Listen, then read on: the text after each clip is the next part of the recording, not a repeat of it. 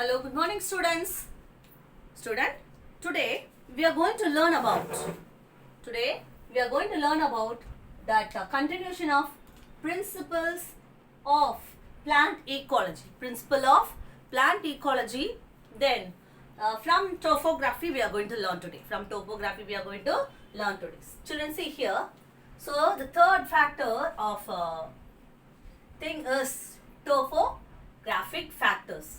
What does it means? Topographic factors means it study about the surface feature of earth.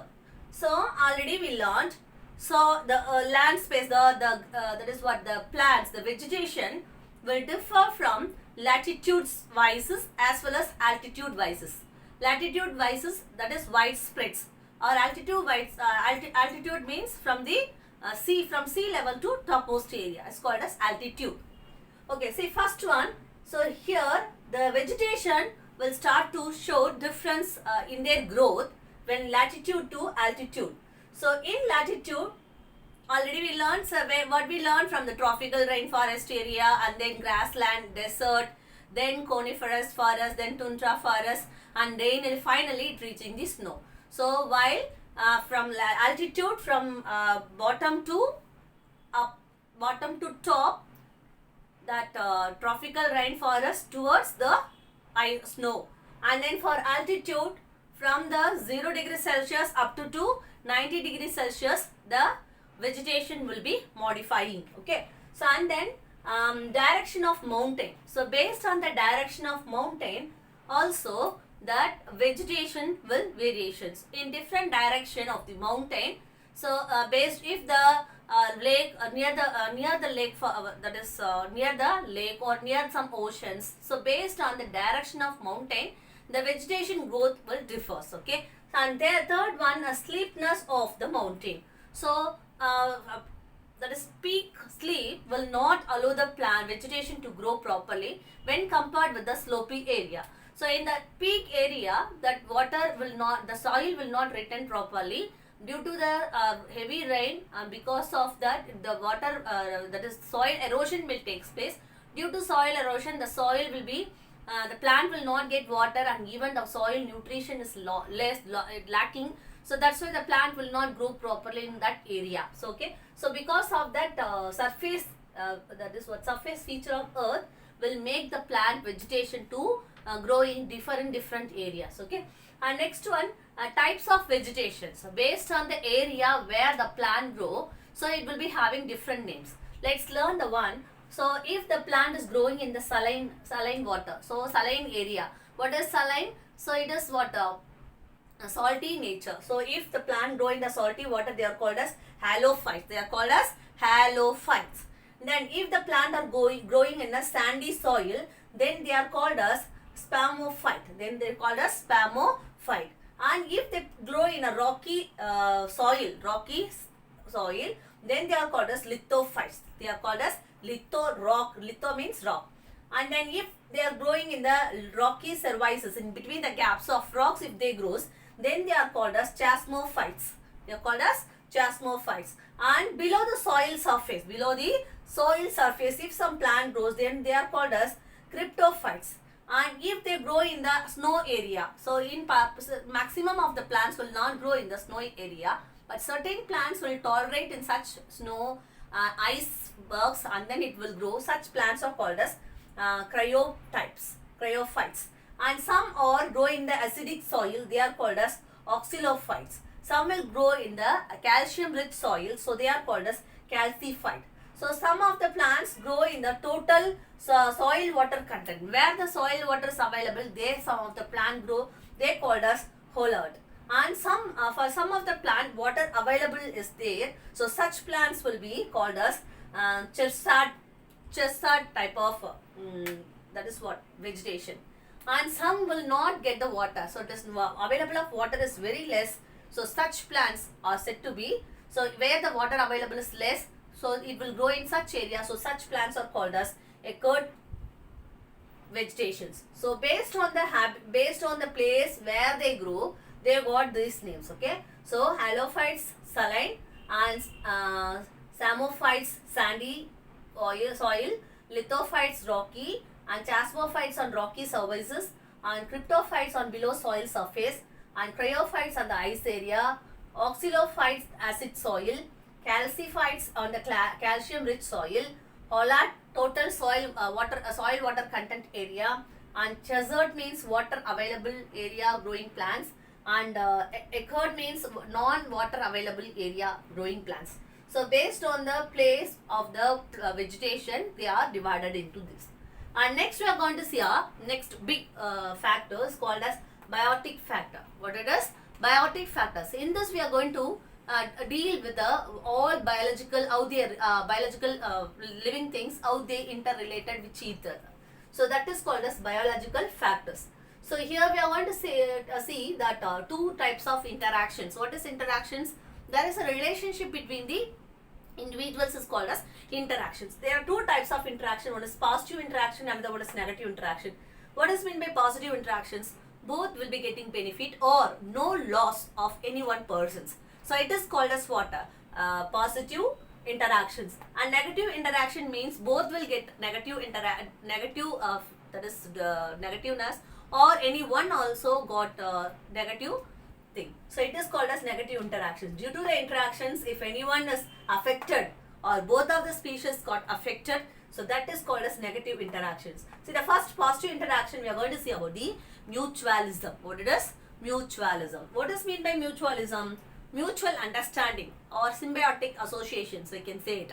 Mutually, if two organisms are understanding each other, they will be they are running their life smoothly, then they are called as mutual understanding or mutualism.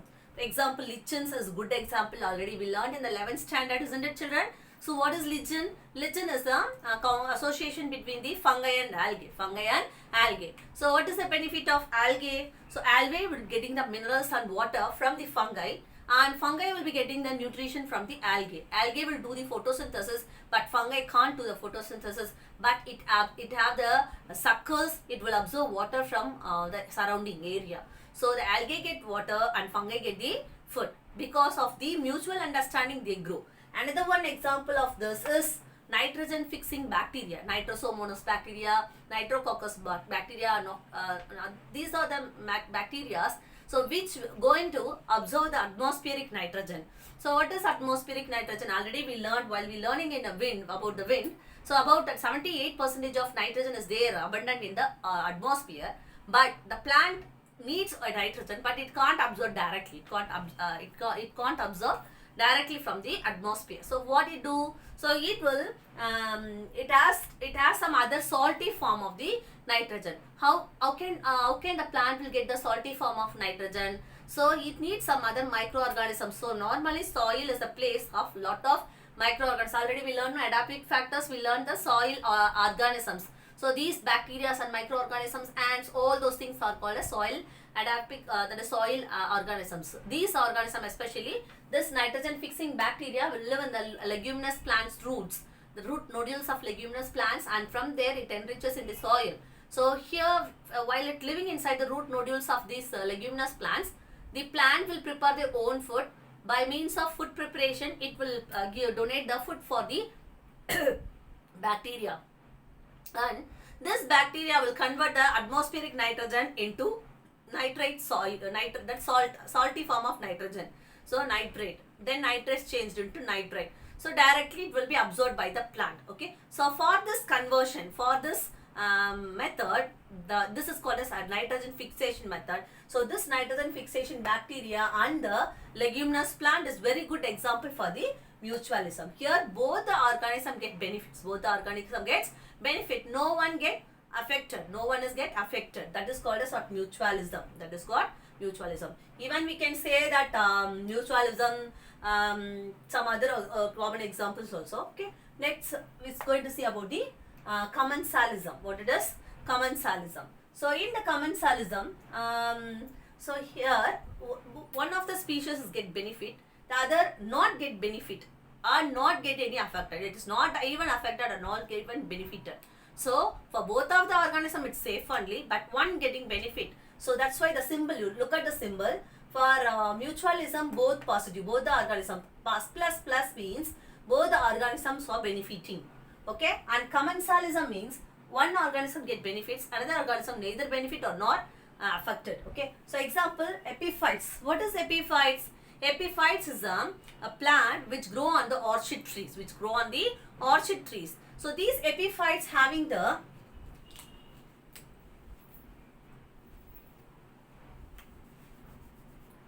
on the bark of orchid trees, on the bark of orchid tree. So have you seen that vanda plant? Have you seen this plant? So it will be having the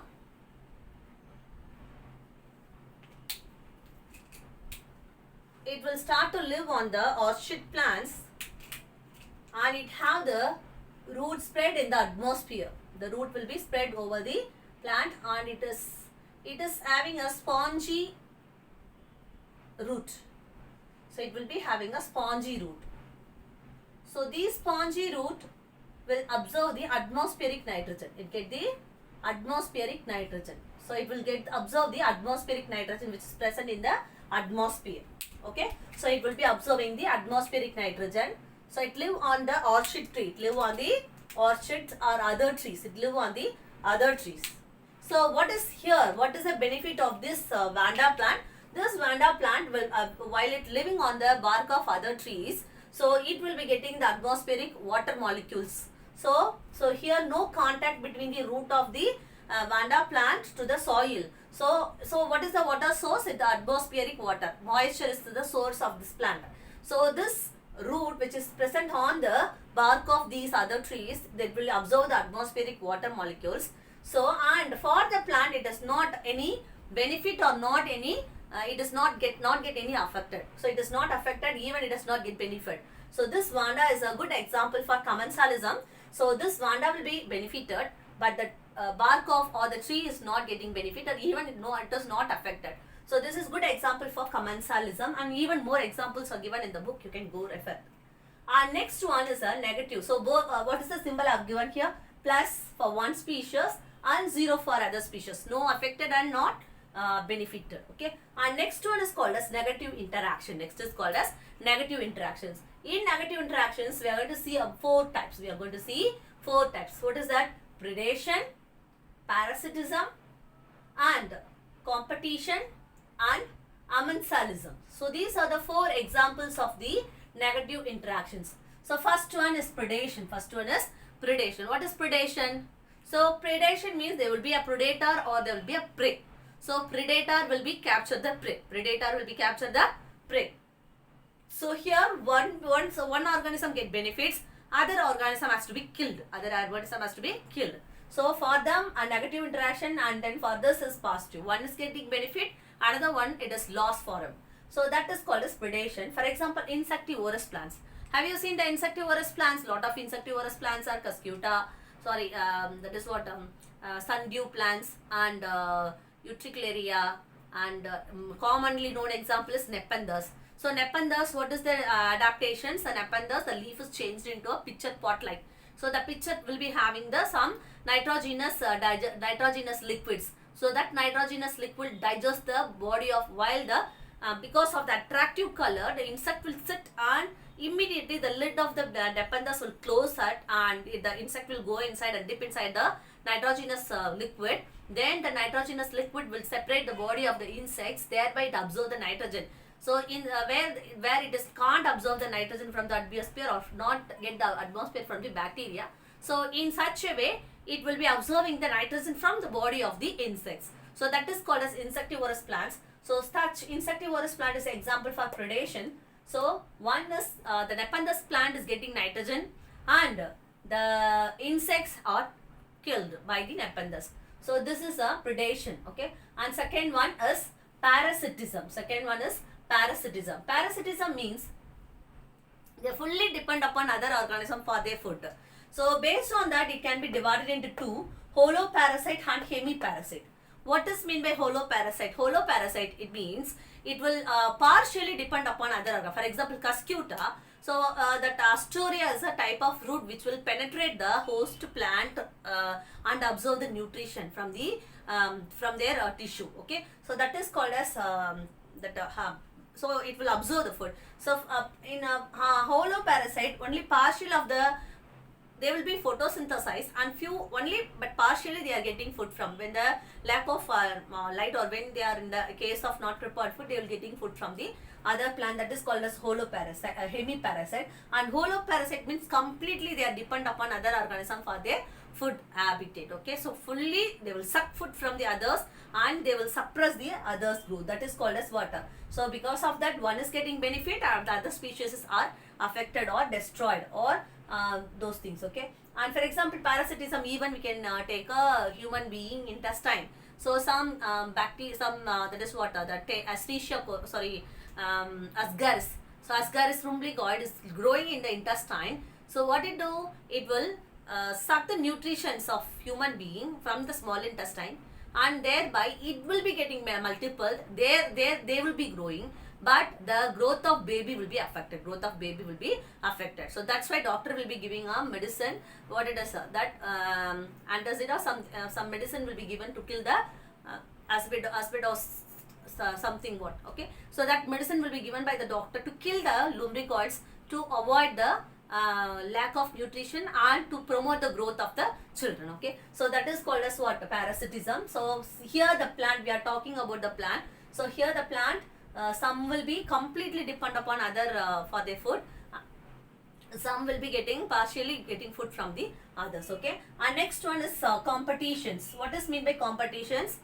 So if you are growing only one part, if you are growing in the one part, all the plants, all the seeds we are adding, so imagine whether all are grow, all are give fruit, all are mature, or all are giving a for doing the fertilization, or it will grow, all will grow.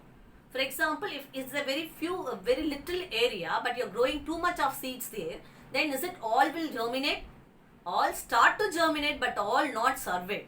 So because each and every will compete for water, compete for sunlight, compete for food, for all those things they will be competing each other. Okay, so that is called as competitions. While they're competitions, so maximum both of them are getting nor is getting benefit, both will be affected. Okay, so here the two terms they have given, intraspecific or interspecific. Intraspecific means that between the same species, interspecific means between the other species, okay, once again, so intra means between the same species, and inter means different species. Between different species is called as what? Intraspecific and interspecific. So same species will be fighting. For example, if two lions are waiting, but only one deer is there, then that type is comes under first one or second one? First one. So two lions are same species, but they are fighting for one deer. Okay, so then who will be gained? Those will be having a strength when compared to the next one, more strength when compared to the next one. Both are same species, same power species, but which will be having the strength over, they will be gaining the deer. Okay, so like that. So if the plant is, say, similar plants is growing in an area, which plant is getting the sunlight, which plant is getting the water, which plant is preparing their own food, they only survive, and which cannot do that, they will not survive. So this is an example for intraspecific. And interspecific, so in a area, if all the species are living, different species, among the different species who having the tendency to grow, which will be having more capacity, they will live and the other will die. So this is called as interspecific. Interspecific means fight between different species. Understood, children? For example, think if it is a lake. In that lake, crocodiles are living and some cranes or lot of other species are living. So I think which will start to dominate over there. Especially, so imagine rabbits, goat, deer, cow and crocodile, which can survive. So which is said to be a top carnivore, or which is said to be top in their food chain, or they will dominate and they can survive, all others will move from that place. Okay, that is called as what? Interspecific variations. So we can, same method you can apply for the plant, and then so can what it is, you can easily note down some other interesting examples also. And amensalism is a type of amensalism. Here one is affected, another one is not affected or not gained. So that is an example of amensalisms. So for example, so we can concern anything for this.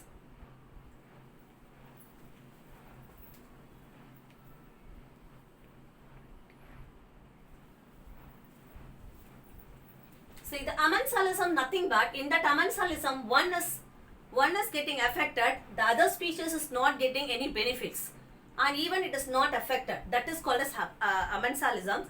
Example, take penicillium. Penicillin is an antibiotic. It is synthesized by Penicillium notatum. It is synthesized by Penicillium notatum.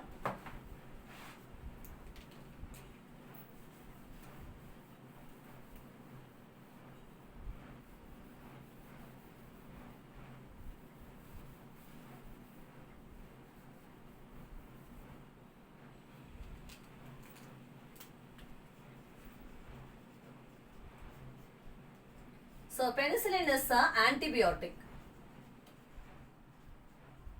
So it is synthesized by Penicillium notatum. So what is the main function of this penicillin? So this penicillin will be stop the growth of bacteria. Stop the growth of bacteria. It inhibit the growth of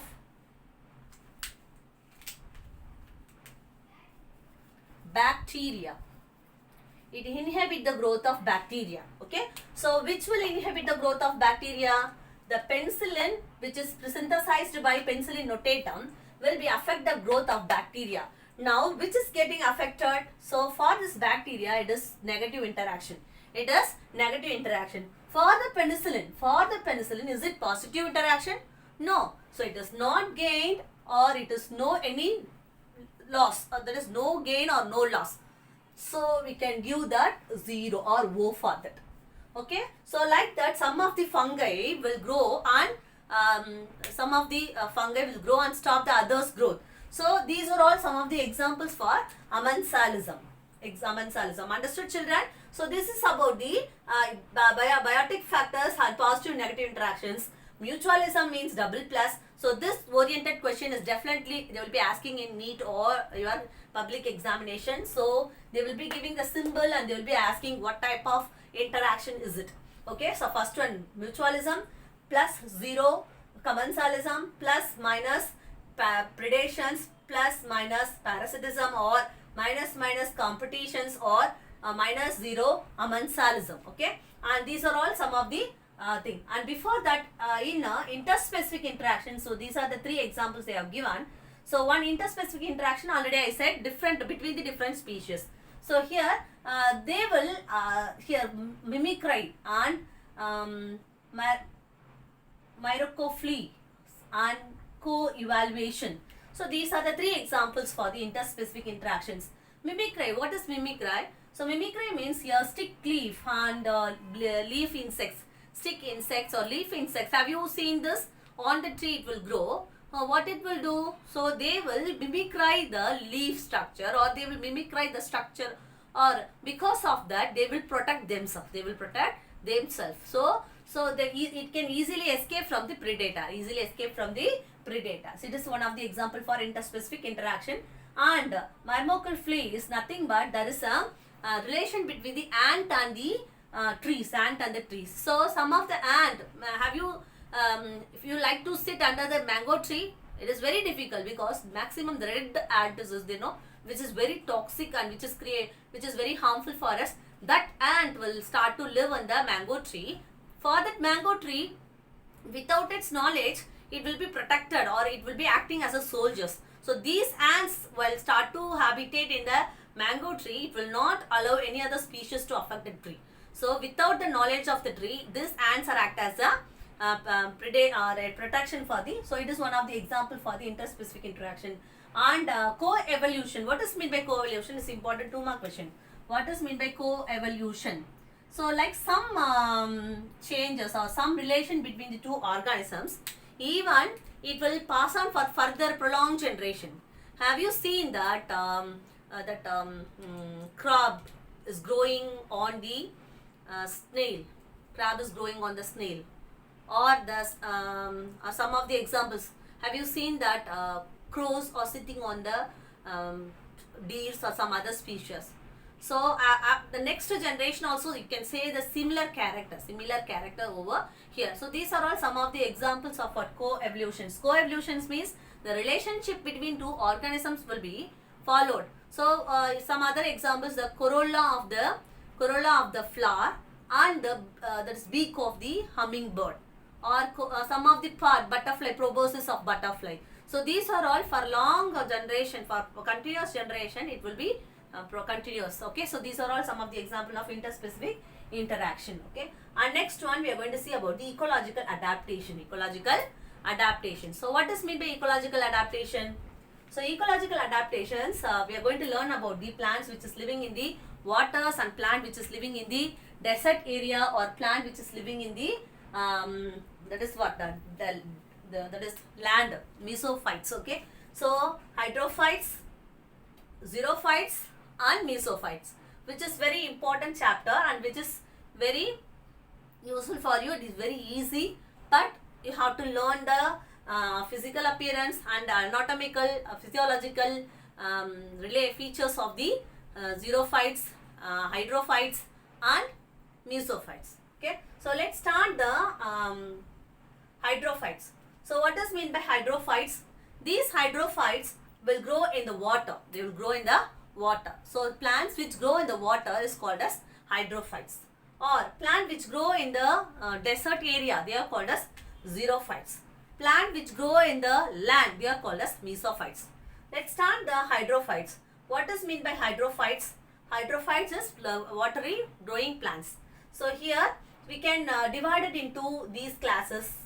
The hydrophyte which live maybe free floating, rooted floating, submerged floating, rooted submerged floating, or amphibious. So these are the different patterns of hydrophytes you can found on the surface. So in the first one, what is free floated? So there won't be any connection between the plant, root of the plant or anything, and the water and the base of the water. Okay, so that is called as free floating plant. And rooted floating, so like lotus and all, the root will be rooted under the soil and the stem and remaining parts will be floating on the water. So it is called as rooted floating. And submerged floating, they will be floating but it will be under the water. And some of the rooted submerged, so they will be rooted under the soil and they will be merged in the water. And amphibious, half of the plant will be under the soil, half of the part will be above the not soil, above the water, and below half of the part is under the water and half of the part is above the water. So that is called as amphibious plants. Okay, so see some of the morphological characters here. So that is what some adaptations. So they will be having root pocket. What is root pocket? So the terrestrial plants will be having root cap, but these will be having root pocket. The root will be